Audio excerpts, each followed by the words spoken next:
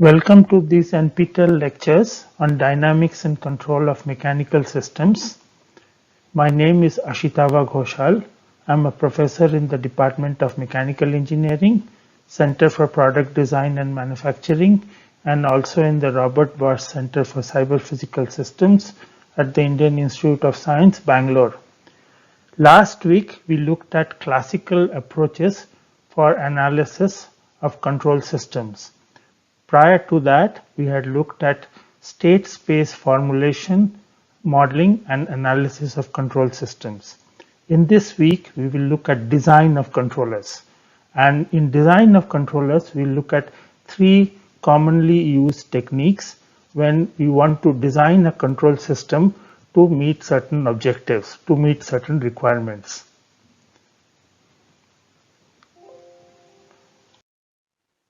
So in this week, there will be three lectures. The first lecture is on PID control. The second lecture would be what is called as root locus based controller design. And the third lecture will be state space based design of control systems. The PID control is very commonly used in industry, and we'll first start with that. So a quick introduction and recap. So the goal of control is to ensure that a dynamical system follows a desired trajectory, and in particular, in spite of external disturbances and in spite of internal parameter change. Sometimes the control system is also used to stabilize an unstable system and also to improve the performance of a system. We have seen how these things can be achieved by a control system for a simple case. So let us quickly go back and see that simple case which we had looked earlier. So we have this DC motor which is rotating a link.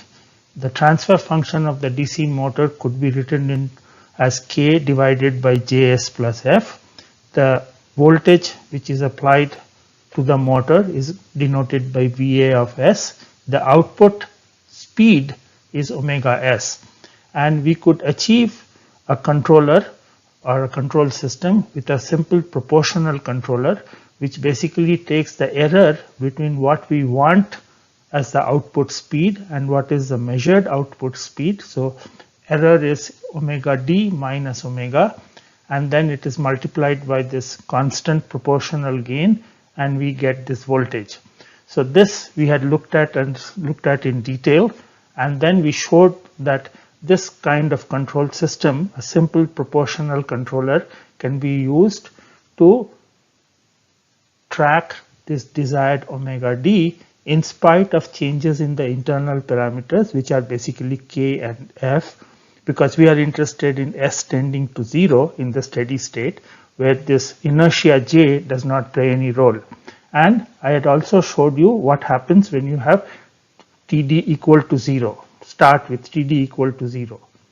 So this we had discussed in great detail earlier, and the main result was that the change in omega, which is the output, which is given by delta omega prime divided by omega prime. So basically this is the percentage change in the output speed. It can be written in terms of a percentage change in the internal parameters, where K0 is the internal parameter, which is K divided by F, and omega prime is the unperturbed output speed. So basically omega prime is K0 Kp divided by 1 plus K0 Kp into omega d, and if you recall, we had chosen K0 Kp as much greater than 1, so this is approximately equal to omega d.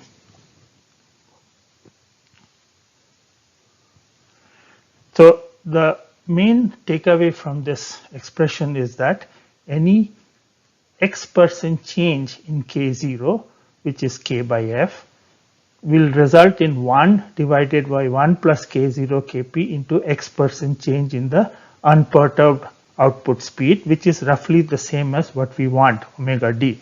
So, and this is because we had 1 plus K0 Kp. We choose Kp such that 1 plus K0 Kp is much greater than 1, and hence the change in output is greatly reduced by the feedback, at least as t tends to infinity, or at least in the steady state. When we looked at the effect of the disturbance, so we have this disturbance which is coming in at the input. So the controller output now is U, or voltage, and then the input to the plant is both the disturbance and the voltage.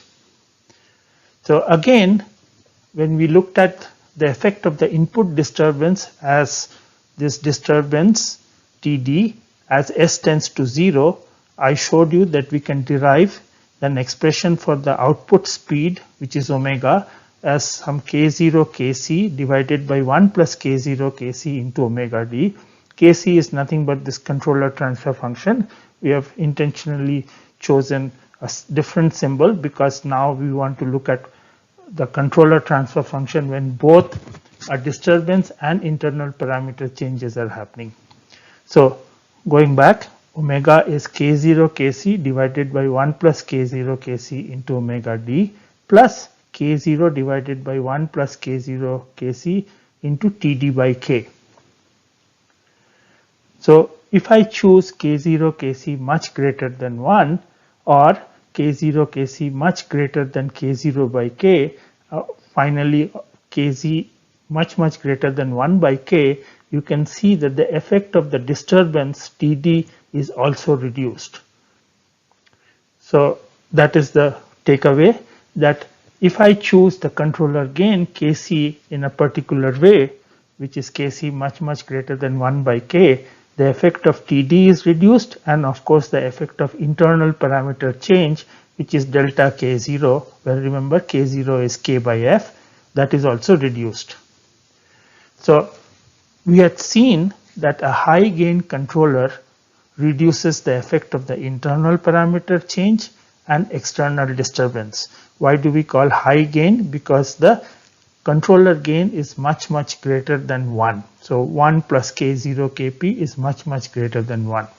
So a high gain controller basically negates the effect of the external disturbance and the internal parameter change on the output, at least in steady state and at least for this simple first order system.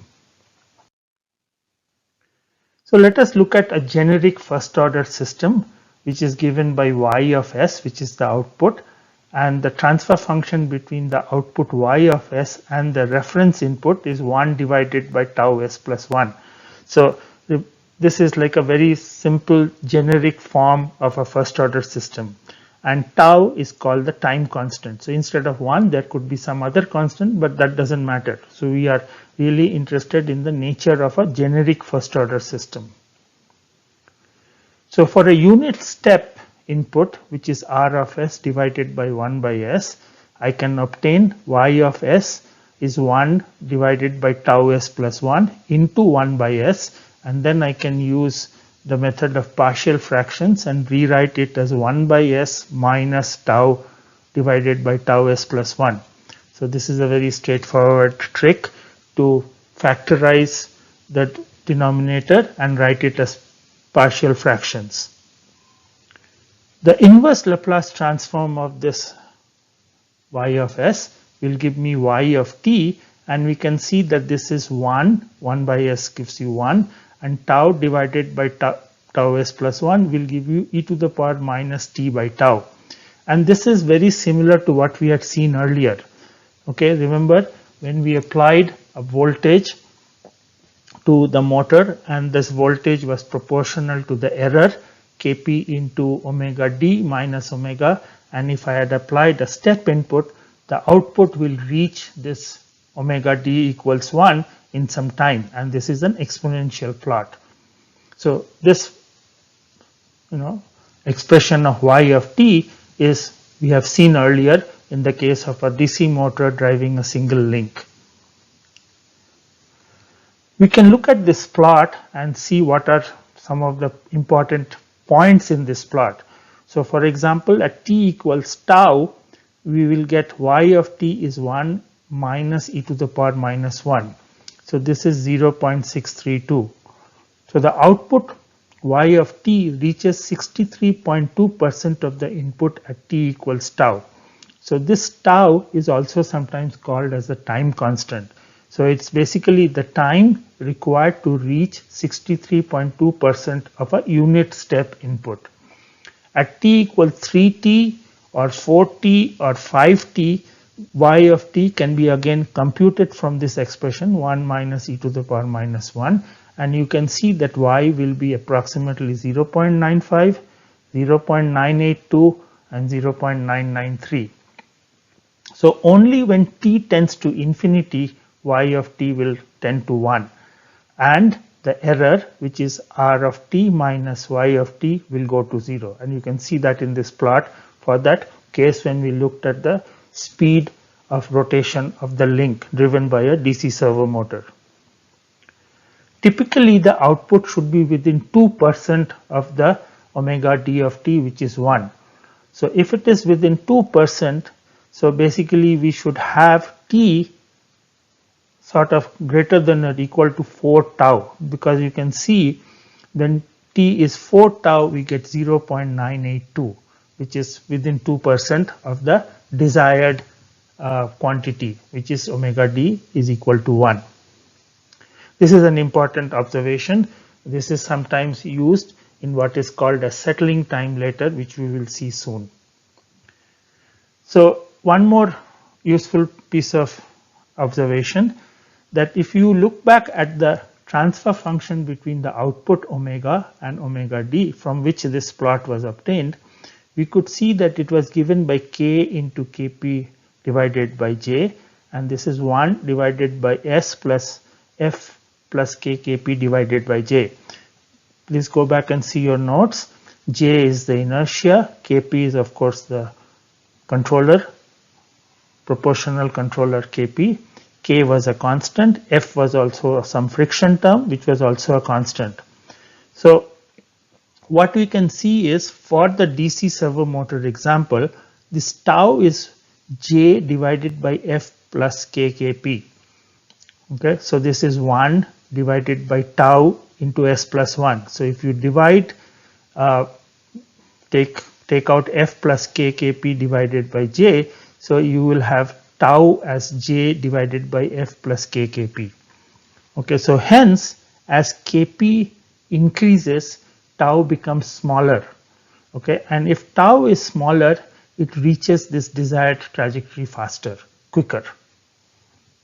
So tau smaller gives a faster response, and this is an important observation, and we can see that by changing this proportional gain or this controller gain kp, we can make the output reach the desired reference trajectory faster. So let us continue a little bit more with the first order system, which is y of s is equal to 1 divided by tau s plus 1 now into r of s. Now instead of r of s being a step input, let us see what happens when you give a ramp input. So ramp input is nothing but r of t is t. So it is a slope linear curve with 45-degree slope. So if you plot r versus time, it's a line passing through the origin at 45 degrees, which is r of t is t, and for t greater than or equal to 0. Before that it is 0. So for unit ramp input, r of s is 1 divided by s square. So the Laplace transform of t is 1 by s square. And again we can find what is y of s by method of partial fractions. We will get one term which is 1 divided by s square. There is a term which is minus tau by s, plus another term which is tau square into tau s plus 1. Okay, and the inverse Laplace transform of this will give y of t, which is minus tau plus t e to the power minus t divided by tau. So the error, which is r of t minus y of t, is tau into 1 minus e to the power minus t by tau. Okay, so what can we see from this expression? What you can see is, as t tends to infinity, So this e to the power minus infinity will go to 0. Okay, and hence the error as t tends to infinity will become tau. So again, what you can see is since tau was j divided by f plus kkp, if you increase kp, which will give smaller tau and hence a lesser steady state error. So e of infinity equals tau means even at t tends to infinity, even in steady state, there will be a small error, and that is of the odd, that is tau. Okay, and I can reduce this tau by increasing kp.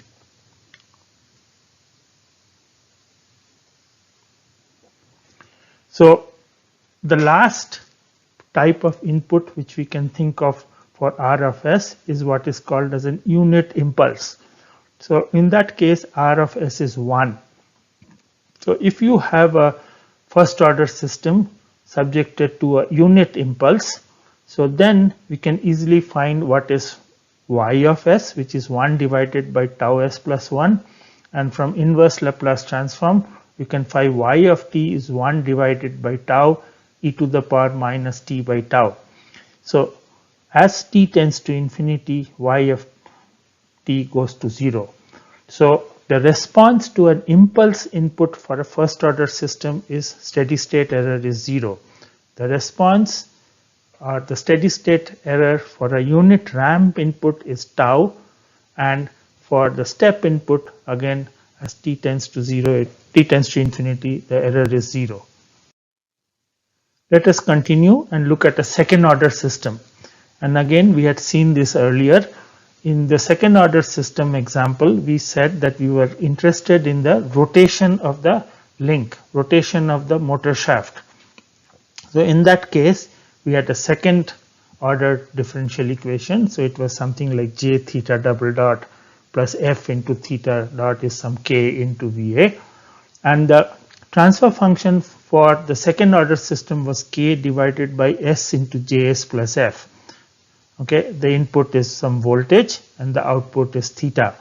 And again, we have this proportional controller, and then we measure theta s, and then we subtract it from the desired theta d, and we will get some error, which is theta d minus theta, and the output of the controller is kp into this error, or kp into theta d minus theta. So the closed loop transfer function between output theta and this reference trajectory theta d can be written as k kp divided by s into js plus f plus k kp, and we can do a little bit of simplification and we can write this as k kp divided by j plus s square plus f by j into s plus k kp divided by j. Okay, and we had shown that this can be rewritten in terms of natural frequency and damping. So theta of s divided by theta d of s is some omega n square. So omega n square is k kp by j divided by s square plus 2 psi omega ns plus omega n square, where psi is the damping and omega n is the natural frequency. So just by comparing these two, you can see that the damping is nothing but f divided by 2 times square root of j k in kp. So as discussed earlier, and again you can see it here, the second order system can be completely determined by this omega n, which is natural frequency, and this psi. So this is a canonical form of describing a second order system in terms of some natural frequency and damping. So there are three possible kinds of behavior of a second order system, and we had looked at this earlier. Please go back and see your earlier lectures. So there is one which is 0, psi less than 1. So the psi is between 0 and 1. These are called underdamped system. So the damping coefficient is between 0 and 1. You can also have psi equals 1. These are critically damped systems. And then you can have psi greater than 1. These are overdamped systems. So let us look at the case, sort of interesting case, where psi lies between 0 and 1, or the underdamped system. The transfer function closed loop transfer function can be written as theta by theta d is omega n square. Now the denominator polynomial can have two roots, and in general it can be written as s plus psi omega n plus j omega d and s plus psi omega n minus j omega d. And we had discussed this earlier, and I'm just repeating the figure once more. Omega d is called as the damped natural frequency. Like omega n is the natural frequency, psi is damping, and omega d, if you remember, is omega n into square root of 1 minus psi square. And for a step input, so if I give theta d as 1 by s, so this is theta of d, the inverse of this is theta of t is 1. The output theta t can be solved for again by using partial fractions and inverse Laplace transform, and we will get something like 1 minus e to the power psi omega n t into cos omega dt plus psi divided by 1 minus psi square sine omega dt. So this is this curve, okay, and you can see that this is going up above theta of t equals 1, and then it will oscillate and then slowly converge to this theta of t equals 1. And as we discussed, this curve lies between two exponentials. So these two exponentials are asymptote to this theta of t, and these exponentials are 1 plus e to the power minus psi omega n t divided by 1 minus psi square, and 1 minus e to the power minus psi omega n t divided by 1 minus psi square. So this is the general response of a second order system to a unit step input. Okay, and as discussed earlier, there are several interesting or important parameters in the second order system. One is something called as the peak overshoot, how much the output theta of t crosses theta of t equals 1. This is given by MP. Then the other useful thing is once it starts oscillating and dying down because of damping, once it goes into this band, which is an allowable band, and this is either 0.05 or 0.02, this is called as the settling time. So once it reaches inside this band, it never comes out. So this is, in some sense, you need to wait for this time Ts such that the output is within some allowable limit of the whatever we want.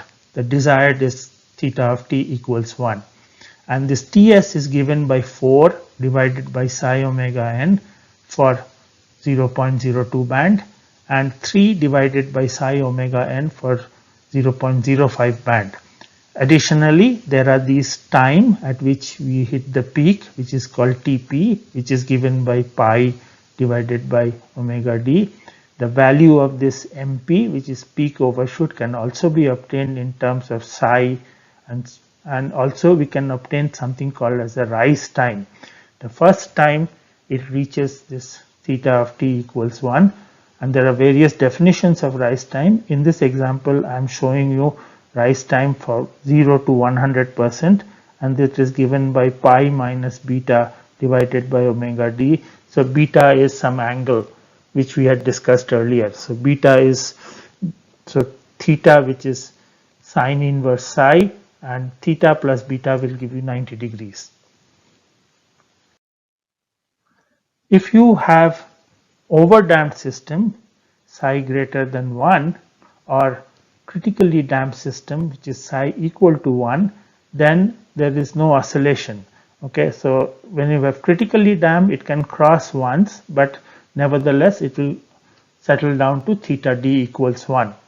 The equation of theta of t is 1 minus e to the power minus psi omega n t into 1 plus omega n t. So you can see that there are no cos and sine terms. So there is no oscillations. Likewise, if you have overdamped system which is psi greater than 1, then you have two roots which are omega n, which into psi plus minus psi square minus 1, and the output theta of t is e to the power some minus s1t and some e to the power minus s2t. So it is a sum of two exponentials. Again, there are no oscillations in the case of critically damped or in the case of overdamped. So this is more or less what the second order system can do in general. So it can oscillate and slowly die down to the desired quantity, or it can go up as an exponential and reach that desired quantity in some time. So in order to look at second order systems, or for that matter any systems, we need to look at what is called as the transient response. So the transient response is most of the time defined for a unit step input and zero initial conditions. So there are some common specifications, and these are all derived from a second order system. And one of the reasons why we look at second order system is because we can easily derive the solution, and also we can see exactly what is happening in the case of second order system. We can physically see this peak overshoot, settling time, and we can easily visualize all these common specifications. So as I said, there could be something called as the delay time, and this is the time such that the output is 0.5. Remember, we have a unit step input, so once it reaches half the input, that time is called delay time. You can also have rise time, which is time required to reach 100% of the final value. If it is an overdamped system, rise time is sometimes defined as time to reach 90% of the final value. So for underdamped, TR is pi minus beta divided by omega d, as I have shown you earlier. The peak overshoot, which is the maximum overshoot, can be obtained by finding theta t when d theta t by dt is equal to 0. So remember, it reaches the maximum, and hence we can obtain the derivative of this theta as a function of time, equate it to 0, and we can find the time such that this happens, and then we can put that time into the equation of theta t and find out the peak overshoot. So the time when d theta t by dt is equal to 0 is given by pi divided by omega d.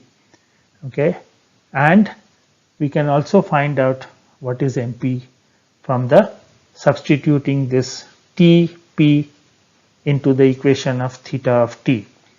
The settling time is the time to reach the output within a certain band, as I have discussed and I have shown you in the figure earlier.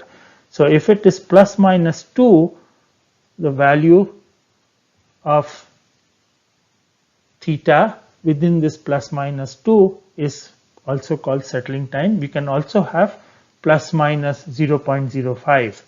Okay, so in one case it was 4 by psi omega n, and in one case it was 3 by psi omega n. So if you have 0.02, you have to wait longer. The important thing is, in all of these second order systems, there are only two parameters. There is natural frequency and there is damping. And all these delay time, rise time, settling time, peak overshoot, everything can be obtained from the natural frequency and damping.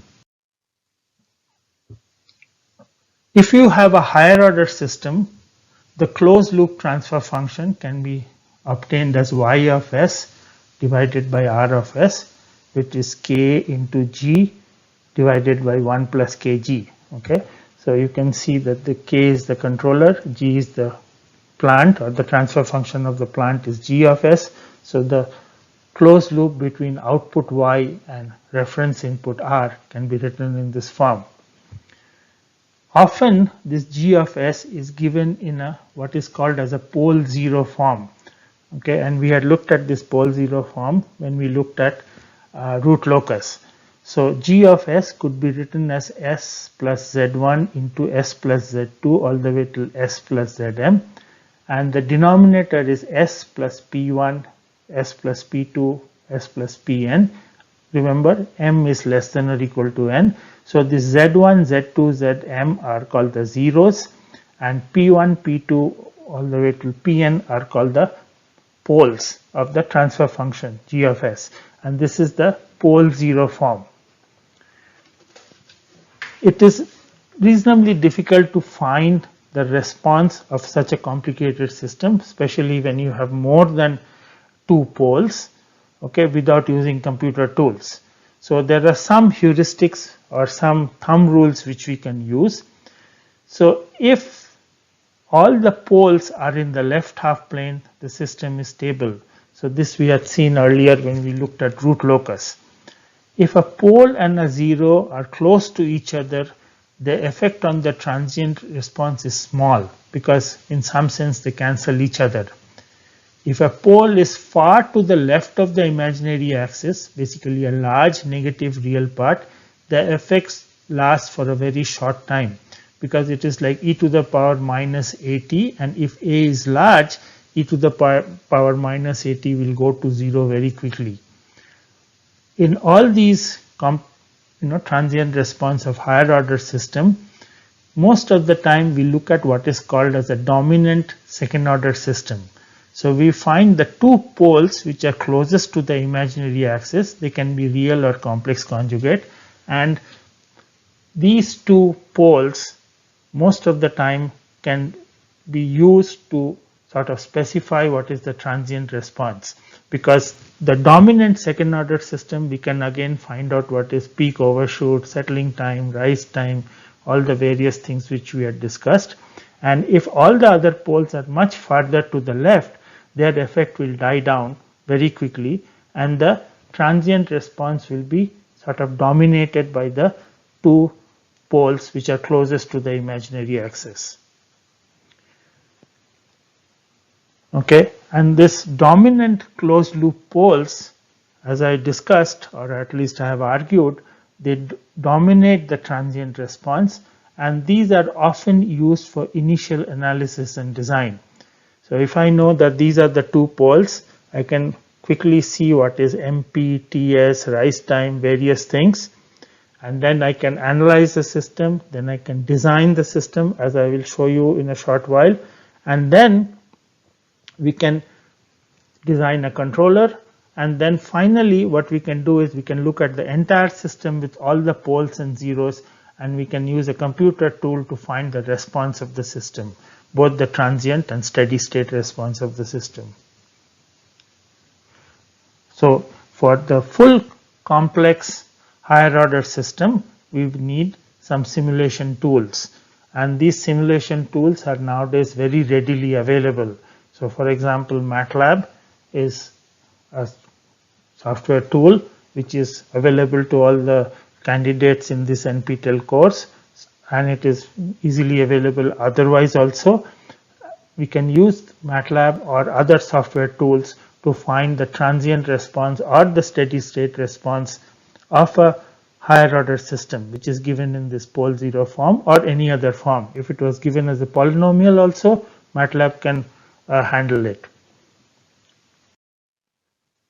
So now let us come to the control part. So as I said, we can have what is called as a proportional feedback. So basically the closed loop transfer function between the output theta s and the desired input theta d, or the reference trajectory theta d, can be written as omega n square divided by s square plus 2 psi omega ns plus omega n square. So I'm repeating this many times because the second order system is very, very fundamental and is a basis of understanding everything. The natural frequency and omega n and the damping psi depends on the controller gain Kp. So I had derived this and I'm repeating it once more. So omega n square is k into Kp divided by j, and psi is f divided by 2 square root of j k Kp. So if I were to change Kp, which is the proportional gain or the proportional feedback gain, it automatically changes both omega n and psi. Okay. So if I increase Kp, natural frequency will increase and automatically psi will sort of decrease. Oh, so sorry, psi will also, so Kp increases, so psi will decrease, correct. So the important point is changing Kp changes both natural frequency and damping. So we could change Kp, and so suppose you have an underdamped system, okay, psi is between 0 and 1, I could easily make it critically damped or overdamped by choosing Kp. But I cannot choose or determine omega n and psi arbitrarily. If I want to change both Kp in both of these expressions, both natural frequency and psi will change on its own. But suppose I want to independently change natural frequency and psi, I cannot do only by changing Kp. I need two parameters, and this is the basis of proportional plus derivative controller. So this is a very commonly used controller which is called as a PD controller. So let us look at what happens when you have a PD controller. So when you have a PD controller, the voltage which the plant is seeing is proportional to Kd into E dot of t. So what is E? E is theta d minus theta. If you look at the transfer function of this feedback controller, so d of s is Kd into s. So if you have the transfer function g of s, which is k divided by s into js plus f, and if you have a derivative feedback, then theta divided by theta d of s is k into kd, and the denominator is s into js plus f into s k kd. Okay, so the closed loop poles are now at s equals to 0 and s equals minus k kd plus f divided by j. So the pole at s equal to 0 is independent of kd. You can see that. Okay. So if I were to increase kd, okay, so it increases damping. So remember, it is e to the power minus at, and it is like in some sense a pole on the real axis. So hence if I were to increase, the increases damping, and the rate at which theta t approaches theta d of t is changed. So the derivative controller is different, because now in the numerator we have a k kd into s. Remember, in the proportional controller it was k into kp, there was no s. Likewise, in the denominator this was s into js plus f, and this is k into kp, but now there is an s term also here. So there is a closed loop pole at s equals to 0. In the case of a proportional controller, the open loop poles were at s equals 0 and minus f by j, but if you change kp, the poles would change. In this case, if you change kd, the pole at s equals 0 does not change. We can also have something called as an integral feedback. An integral feedback is given by the following equation. So the voltage applied is equal to ki integral of 0 to tau e tau d tau. Okay, so we have error which is theta d minus theta. So we integrate this error from some 0 to some time period tau. So the transfer function for integral feedback is ki divided by s. And if you look at the closed loop transfer function with an integral feedback, so again theta divided by theta d is now k into ki by s, and the denominator is s into js plus f plus k into ki by s. So if you simplify this, you will get k into ki, but the denominator now has s square into js plus f plus k into ki. So one of the major difference for an integral controller as opposed to both a proportional or a derivative controller is that the denominator now is third order. So we have some s cube term. So this is s square into js, so you will get s cube into js. Okay. And what is the effect of this integral feedback? This output of the controller, which is VA of t, which is the voltage which is going into the plant, is non-zero even if E of t is 0. Okay, how is that?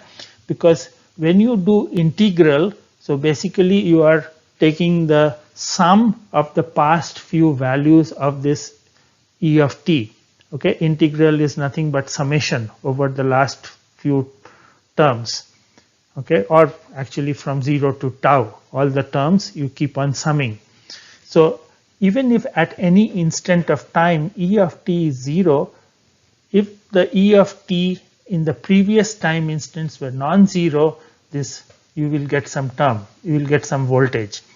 So integration depends on summation, is an approximation of summation, and this V voltage of which you are applying to the system depends on the past values of E of t.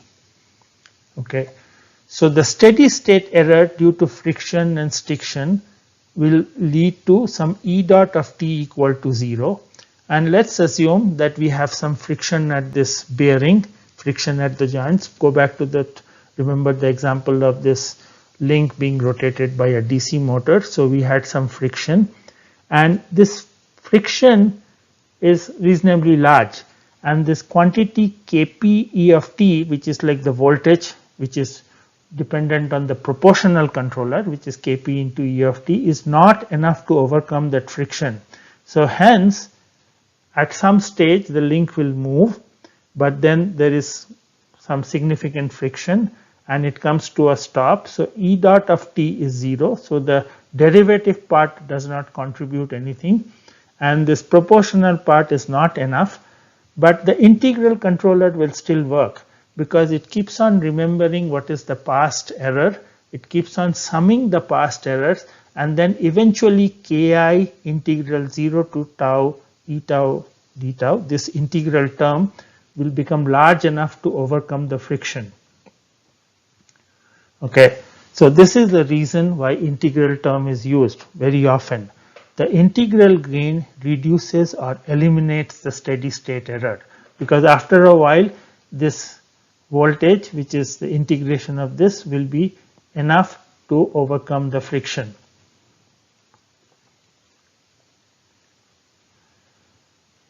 What is the disadvantage? The integral gain increases the order of the system to third order. Okay, and we have seen that in third order you will have 3 poles, and it is entirely possible, at least we have seen one example earlier, that the branch of the loop locus can go to the right half plane for some values of gains. So it can make a system unstable. A second order system on the other hand is never unstable, because the poles will stay to the left half plane, it will go to infinity along this vertical line. Whereas if you have a third order system, then the poles can go to the right half plane and hence can make the system unstable. So this integral control needs to be done very carefully. So this integration gain Ki needs to be chosen small and carefully. Additionally, this integration is approximated by sum, and we cannot keep on summing all the way to the beginning of time at t equals 0. So most of the time we sum over the last k terms. Okay, so that is one way to make sure that it doesn't become unstable. So the PID feedback is now given in this form. So the voltage applied to the plant is proportional to the error. So Kp into E plus Kd into E dot. It is proportional to the derivative of the error and also proportional to the integral of the error. That is where this P, I and D come from. P means proportional, I means integral, and D means derivative. The transfer function of this can be written as Kp plus Kvs plus Ki divided by S. Okay, and this Kp, Ki and Kd are called the PID gains.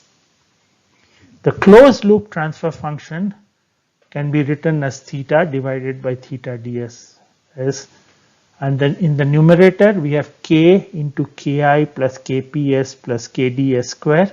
And in the denominator, we have s square into js plus f, and then again k into ki plus kps plus kds square.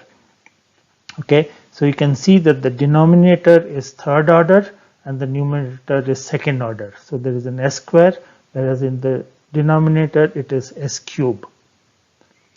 And to obtain desired performance, okay, we need to use computer tools. So it is not very straightforward to play around with these three gains, kp, kd and ki. Okay, we have to search in some sense in a three dimensions of kp, kd and ki, and we can use computer tools. Again, MATLAB provides computer tools to choose this PID gains so as to achieve a desired output, to desired both transient response as well as steady state response. A few heuristics: if you were to increase kp and ki, it reduces steady state errors. Okay, so as you saw that the steady state error is less when kp is increased, and it will be 0 if ki is increased by some amount. Okay, so I'm not going to go into the details, but ki will ensure that the steady state error is 0 for some lower order systems. However, increasing ki decreases stability, because once you have I feedback, then it makes the system third order and it decreases stability. Increasing kd improves stability because it makes the system more damped, and hence there is less oscillations. So we need to play around with this kp, ki and kd such that we get the desired steady state error as well as the desired stability. Sometimes instead of using kp, kd and ki, we can also write the controller transfer function as kp into 1 plus ti divided 1 divided by ti into s and td into s. Okay, so instead of kp, kd and ki, now we have only one kp, but then there are these two time constants ti and td. So these ti and td are sometimes called as the integral and derivative time. So both these things are more or less exactly the same, except it is written in a different form. You can think of kp divided by ti as ki and kp into td as kd. Okay, so this is just another way of describing the controller transfer function. Both are exactly the same. Now let's look at an example. So we go back to our usual familiar example, which is g of s is 1 divided by s into s plus 1.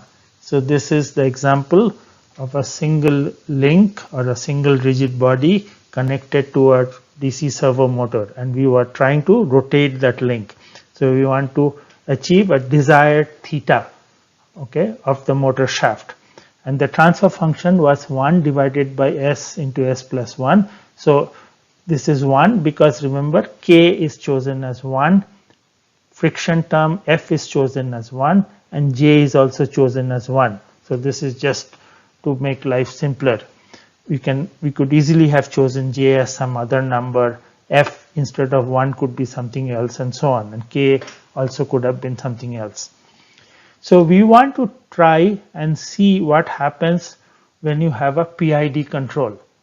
So the output now is the controller is given by kp plus kds divided by 1 plus tvs into ki by s. Okay, so we will see why this tv comes. So this is because we will see a little later that we cannot have a term which is just simply kd into s. So in this example, we have chosen kp as 2, kd as 5, tv as 0.01 and ki as 0.5. So if you just picked kp, then that is proportional controller, and this blue curve, this light blue curve, is the effect of a proportional controller on this transfer function 1 divided by S into S plus 1. The PD control, when you have both Kp and Kd, is given by this orange line. Okay, so that you can see there are no more oscillations and it is damped. The PID controller is this pink line. So you can see that the damping is becoming less. So there is some oscillations, but it is not too much. If you use a high gain in Ki, so if Ki is very large, so for example Ki is 5, then you can see that the oscillations are increasing. Okay, so as I said, the proportional controller is making it damped. I could control this oscillation by using the derivative gain, and then if I increase Ki to some larger number, so from 0.5 to 5, again these things are taken sort of arbitrarily, you can see again the oscillations are increasing.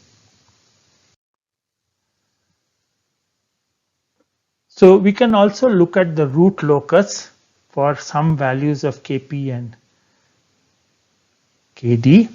So the transfer function d into g is now given by 5s square plus 2s plus ki and divided by s square into s plus 1. The closed loop transfer function is dg into 1 plus dg, and you can see in the denominator we have s cube plus 6s square plus 2s plus ki. We can create this Routh table. So basically s cube is 1 and 2, s square is 6 and ki, and then we can find the coefficient here, which is 12 minus ki divided by 6, and for s to the power 0 it is ki. So what you can see is the system is stable from 0 to 12. If ki is more than 12, then the system becomes unstable. We can plot the root locus for this, and you can see that there are these two poles, and the root locus will go off to the right half plane if the gain crosses 12, and it crosses this j omega line at 1.4142, okay, plus minus 2 complex conjugate poles, and it is on the right half plane when the gain crosses 12. And we can also try and plot this and see what is exactly happening. So this is a cooked up example. We have this g of s, which is 1 divided by s into s plus 1. That controller transfer function is kp into kds divided by 1 plus tvs, and this is ki by s. We have chosen kp as 2, kd as 5, tv as 0.01, and ki is 13. So remember, if ki is more than 12, it is unstable, and we can plot the step response for such a system. You can see that it is almost very small and then it shoots up. The important thing to realize is that this amplitude is like 1 into 10 to the power 25. It is very, very large, and hence it is unstable. So the output amplitude up to output theta goes off to basically infinity as you go in time. So as I said, we cannot really use S into KD. Okay, if you have a term or a transfer function which is S into KD, this is not allowed because the system is not causal. So remember, in root locus we had looked at if you have the numerator polynomial order greater than the denominator polynomial order, then the system is not physical, it is not causal. So in order to avoid this problem, we modify the PID controller, which is basically Kp plus Ki divided by S. These two terms are fine. Now instead of Kd into S, we have 1 plus Tv into S. So this quantity S divided by 1 plus TVS is sometimes called as a filter. And Tv is chosen time constant, and this is like a filter. So in MATLAB, you can choose some of the filter coefficients, and then you can simulate the system for some different values of Tv. See, in the example which I showed you earlier, Tv was chosen as 0.01.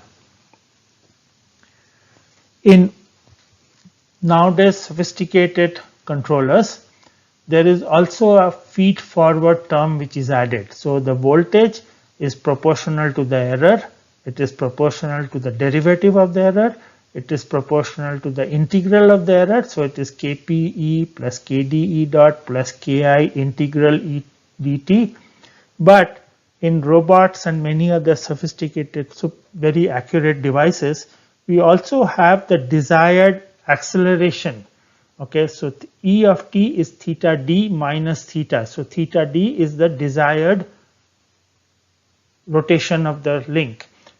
E dot is theta d dot minus theta dot. So we need to measure theta dot. In robots and sophisticated instruments, we can plan the trajectory such that we also have the desired acceleration of the output. So it is theta d double dot is also available. So in some control systems, we can use that information, and we have another gain which is called as Ka into theta d double dot. So this Ka is often called as the feed forward gain. So not only we have a proportional gain, a derivative gain, an integral gain, but also a feed forward gain. And in many control systems this is used, and it happens that if you use a feed forward gain, it can track the trajectory better. So in summary, the output of a controller is proportional to the error plus the integral of the error plus the derivative of the error. So this is a PID controller. Okay. The proportional, integral and derivative gains can be adjusted to achieve required settling time, overshoot or even steady state error. So remember, the integral term can be used to reduce or even eliminate steady state error. The proportional and derivative gain can be used to reduce or change the peak overshoot and the settling time and other parameters, which gives the transient response. Computer tools exist to obtain and adjust the PID gains, but often experiments are required to fine-tune the gains.